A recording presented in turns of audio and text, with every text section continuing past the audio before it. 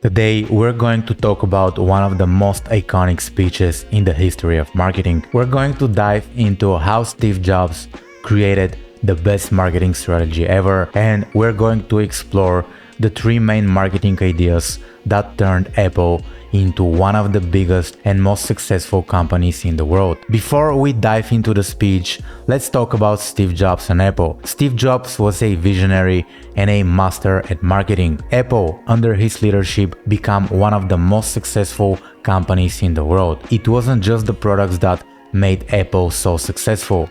It was also the marketing strategy that Jobs created. Steve Jobs gave away the core principle that Apple's marketing was based on, and in this video I'm going to break them down and simplify them so you can use them to create your own bulletproof marketing strategy. The three core main principles that Steve Jobs used are simple yet powerful. I always stayed away from studying the marketing strategies of huge companies such as Apple because those companies have billions of dollars to spend on advertising. I run a Facebook ads and YouTube ads agency, and I mainly work with small businesses, and that's why I find some of the marketing strategies of big companies not relevant to my marketing campaigns.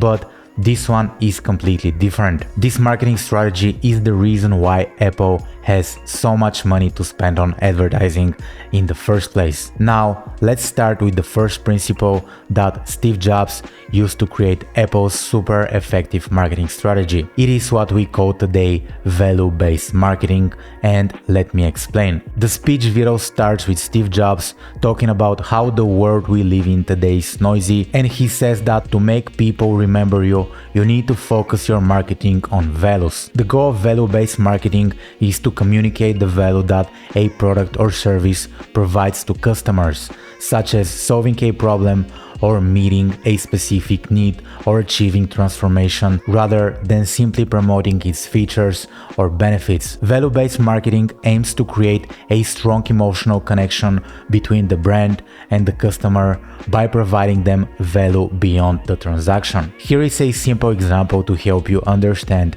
value-based marketing. Imagine you are a baker who wants to grow your business. You have two options. Option 1.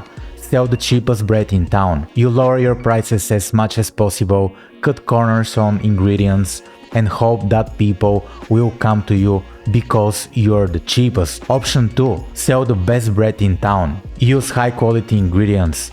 Bake your bread fresh every day and charge a fair price for your superior product. If you choose option 1, you might attract some customers who are only interested in the lowest price. But those customers will be fickle and they'll leave as soon as they find someone who is selling cheaper bread than you. If you choose option 2, you might not attract as many customers, but the customers you do attract will be loyal. They'll appreciate the quality of your bread and they'll be willing to pay a fair price for it. Because they're loyal, they'll come back again and again, and they'll tell their friends about your bread too. Value-based marketing is like option 2.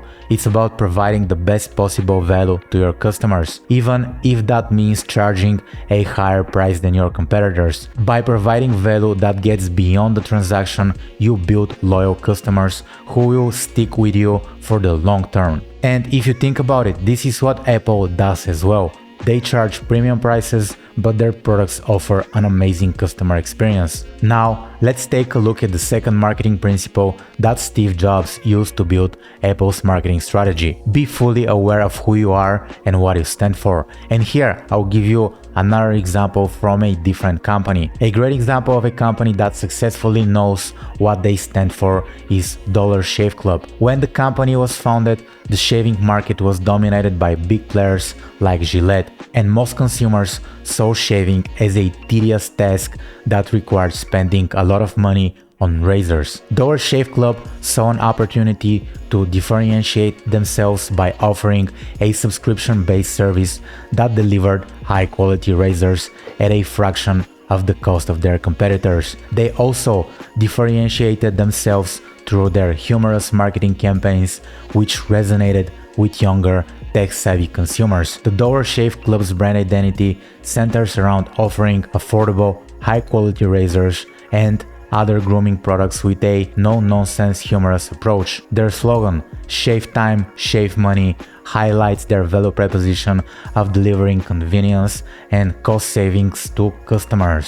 Dollar Shave Club have differentiated themselves in the market by focusing on the customer experience, emphasizing ease of use, and a subscription-based model that ensures customers receive their products regularly without having to go through the hassle of reordering. Now, if you want to create a successful marketing campaigns, think about who you are as a brand, what you really stand for, and how you want to make people remember you. I think you get the idea.